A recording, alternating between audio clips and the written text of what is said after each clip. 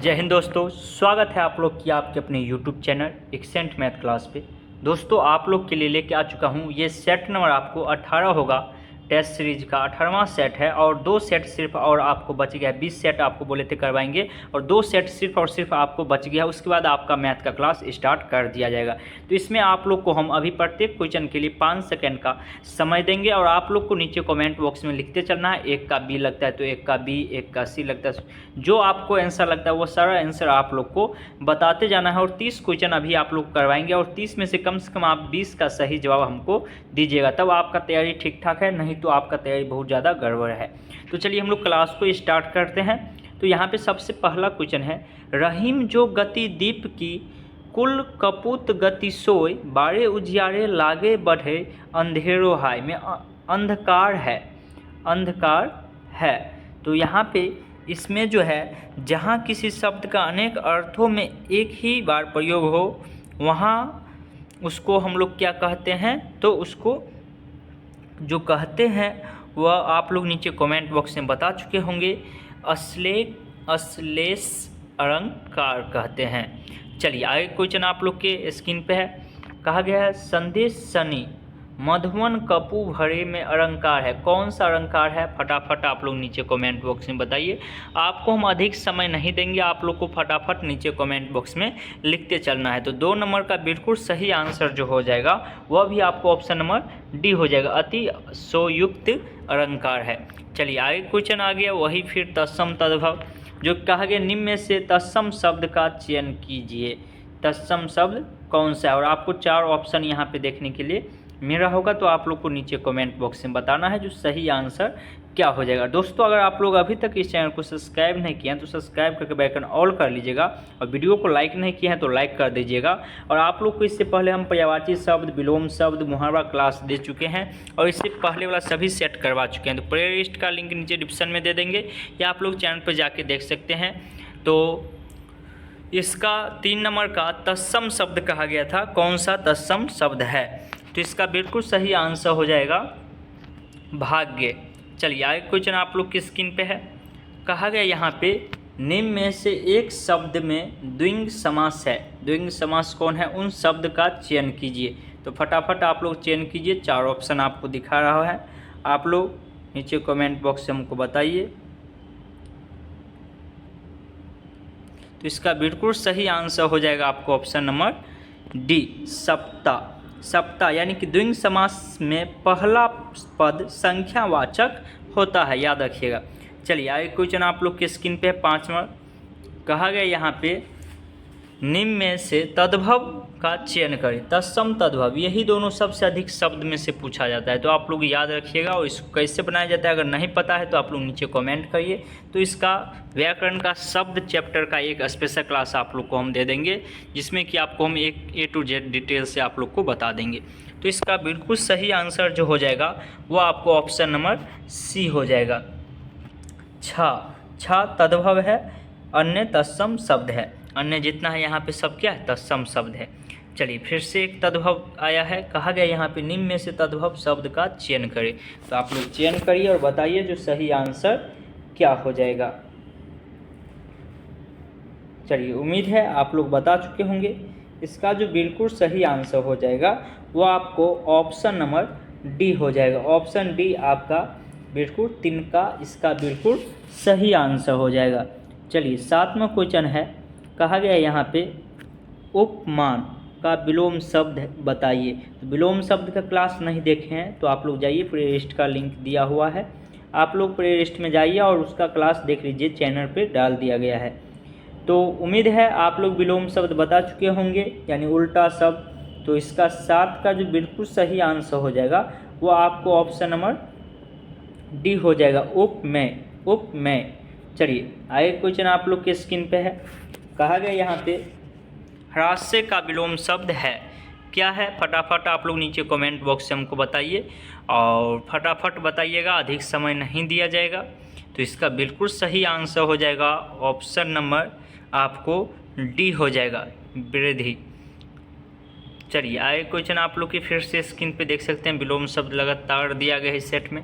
कहा गया, उत्साह का विलोम शब्द है। इसका विलोम शब्द क्या है? 4 ऑप्शन है, फटाफट नीचे कमेंट बॉक्स में बताइए जो उत्साह का विलोम शब्द क्या हो जाएगा। विलोम का मतलब ही होता है उल्टा, तो उल्टा शब्द पूछा गया है। तो इसका बिल्कुल सही आंसर जो होगा वो आपको ऑप्शन नंबर बी हो जाएगा, निरुत्साह। चलिए आगे क्वेश्चन आप लोग के स्क्रीन पे 10 नंबर कहा गया यहाँ पे सदा दुराचार का विलोम शब्द होगा। दुराचार का विलोम शब्द क्या होगा, तो आप लोग नीचे कमेंट बॉक्स में बताइए जो इसका विलोम शब्द क्या हो जाएगा। तो इसका तो आंसर हम पहले ही बोल दिए थे, सदाचार दुराचार। ये आप लोग को जब विलोम शब्द का क्लास करवाए हैं उसमें ये सारी चीज़ आप लोग को हम पढ़ाए थे, तो इसीलिए ये सब क्वेश्चन आपको याद रहना चाहिए। उसके बाद देखिए आगे क्वेश्चन है शुद्ध वर्तनी का चयन कीजिए। ये भी आपको एग्जाम में फिक्स है, एक क्वेश्चन आपको देखने के लिए मिलेगा शुद्ध वर्तनी का चयन करने के लिए अशुद्ध लिखा है कि शुद्ध लिखा है। तो 11 का बिल्कुल सही आंसर हो जाएगा वो आपको ऑप्शन नंबर डी हो जाएगा।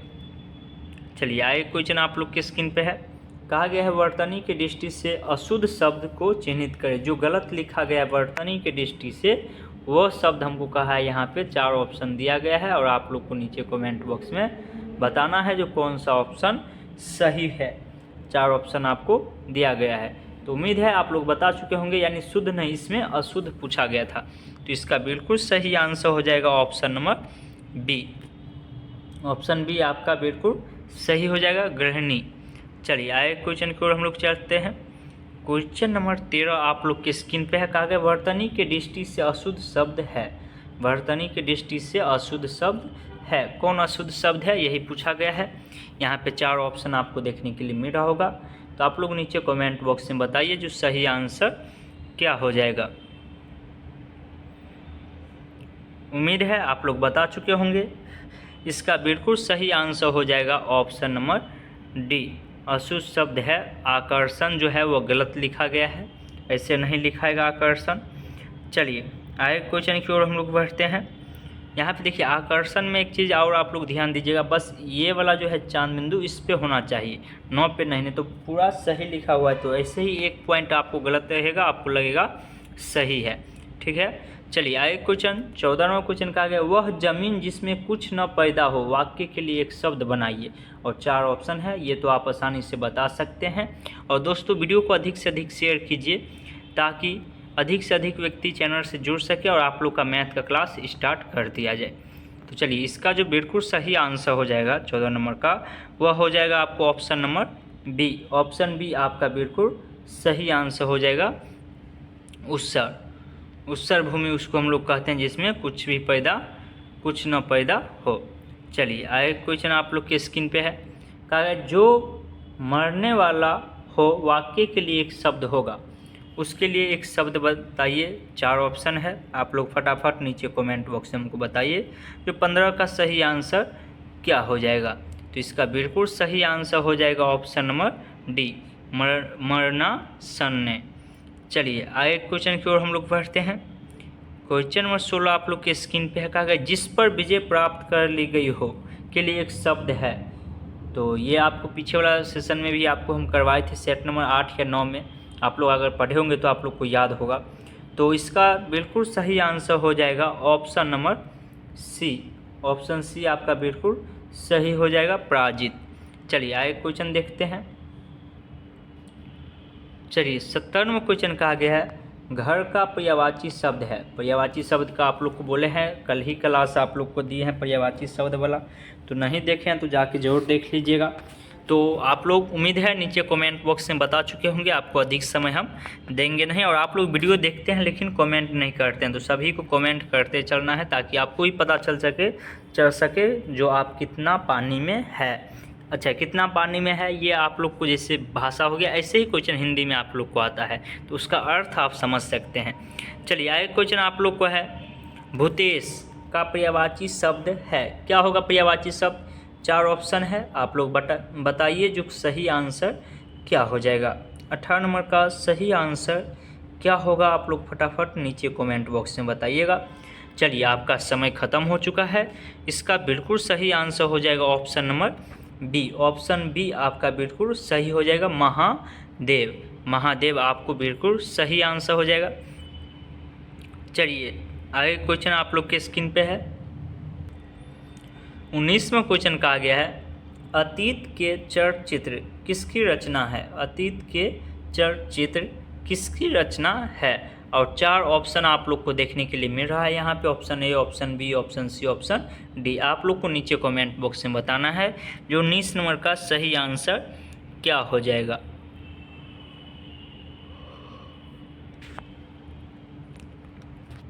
इसका बिल्कुल सही आंसर हो जाएगा महादेवी वर्मा जी का ये लिखा हुआ। और इनका बहुत सारा जैसे कि रचना आप लोग जानते होंगे, वाणी, पतझड़, स्वर्णधूर, रजत शिखर, उत्तरा, निहार, रसीम, निर्जा, सांधे गीत, बहुत सारी लिखे थे ये अपना।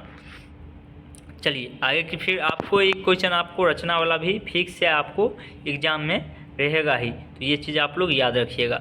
यहाँ पे कहा गया अभिज्ञान शाकुंतलम किसकी रचना है। किसकी रचना है, तो आप लोग नीचे कमेंट बॉक्स में हमको बताइएगा जो ये किनकी रचना है। तो ये जो रचना है आप लोग का, ये रचना क्या था, कालिदास। कौन, कालिदास। ऑप्शन ए सही हो जाएगा।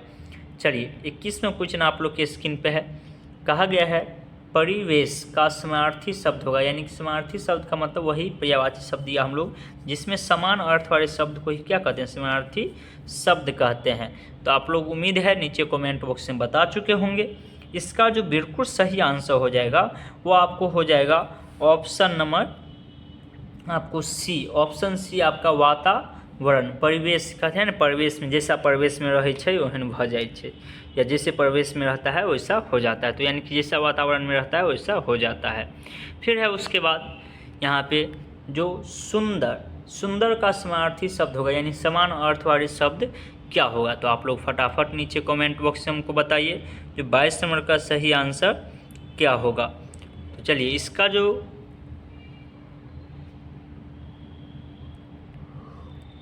सही आंसर ऑप्शन नंबर बी हो जाएगा, रमणीक। इसका बिल्कुल सही आंसर हो जाएगा। चलिए फिर से एक समानार्थी शब्द आप लोग के स्क्रीन पे देखने के लिए मिल रहा होगा। कहा गया है कृति, कृति का समानार्थी शब्द है, और 4 ऑप्शन आपको यहाँ पे देखने के लिए मिल रहा होगा। आप लोग नीचे कमेंट बॉक्स में हमको बताइएगा जो कृति का समानार्थी शब्द क्या होगा। चलिए तो इसका जो बिल्कुल सही आंसर हो जाएगा 23 नंबर का, वह आपको हो जाएगा ऑप्शन नंबर डी, रचना। रचना, ठीक है। चलिए 24वां क्वेश्चन आप लोग के स्क्रीन पे होगा। कहा गया यहाँ पे अगर मगर करना मुहावरे का अर्थ होगा। मुहावरा क्लास में ये क्वेश्चन आप लोग को हम करवा चुके हैं, अगर आप देखे होंगे तो आप फटाफट नीचे कमेंट बॉक्स में हमको बता सकते हैं जो इसका सही आंसर क्या हो जाएगा। तो इसका बिल्कुल सही आंसर हो जाएगा ऑप्शन नंबर डी, बहाने बनाना। यानी कि किसी को कोई काम है, अगर उसको अगर मगर कर रहा है तो समझ जाइए वो बहाना बना रहा है। चलिए आगे क्वेश्चन फिर से कहा गया यहाँ पे जो अपने पैर पर कुल्हाड़ी मारना, गाँव आर में ये सब वर्ड अधिक उपयोग होता है। का अर्थ क्या होता है, यानी कहता है अपने पैर पर कुल्हाड़ी मारी छी, तो इसका मतलब क्या होता है, यही आपसे पूछा गया है। तो इसका बिल्कुल सही आंसर हो जाएगा ऑप्शन नंबर सी, स्वयं अपने को हानि पहुंचाना। चलिए आगे क्वेश्चन आप लोग के स्क्रीन पे है 26 नंबर। कहा गया है अरंग का पुतला का अर्थ है, इसका क्या अर्थ है। 4 ऑप्शन आपको देखने के लिए मिल रहा है। आप लोग फटाफट नीचे कमेंट बॉक्स में हमको बताइएगा जो इसका सही आंसर क्या हो जाएगा। तो इसका जो बिल्कुल सही आंसर होगा 26 नंबर का, वो आपको हो जाएगा ऑप्शन नंबर ए, बहुत बुद्धिमान। चलिए आगे क्वेश्चन की ओर हम लोग बढ़ते हैं। क्वेश्चन नंबर 27 आप लोग के स्क्रीन पे है। कहा गया यहाँ पे जो हाथी के पाँव में सबका पाँव, हाथी के पाँव में सबका पाँव रोकिंत अर्थ होगा, यानी कि हम लोग के भाषा में इसका अर्थ क्या होगा, यही आपसे पूछा गया है। तो आप लोग फटाफट नीचे कमेंट बॉक्स में बताइएगा जो इसका सही आंसर क्या हो जाएगा। तो 27 नंबर का सही आंसर होगा ऑप्शन नंबर सी, बड़े आदमी की हाँ में सबकी शामिल है, शामिल है। चलिए आगे क्वेश्चन हम लोग देखते हैं। चलिए 28वां क्वेश्चन आप लोग के स्क्रीन पे है। कहा गया यहाँ पे आप लोग क्वेश्चन पढ़ सकते हैं, जैसे बहे बयार बयार पीठ तब तैसी दीजे, दीजे का अर्थ है, क्या इसका अर्थ है वही पूछा गया है। तो आप लोग नीचे कमेंट बॉक्स में हमको बता सकते हैं तो इसका सही अर्थ क्या हो जाएगा। चलिए आपका समय ख़त्म हो चुका है। इसका बिल्कुल सही आंसर हो जाएगा आपको option number A. Option A, समय का रुख देखकर काम करना चाहिए। चलिए फिर एक अर्थ वाला है, आप लोग को कहा गया है यहाँ पे क्वेश्चन में, जहाँ न पहुँचे रवि वहाँ पहुँचे कवि। बहुत अच्छा है, जहाँ नहीं पहुँचे रवि वहाँ पहुँचे कवि।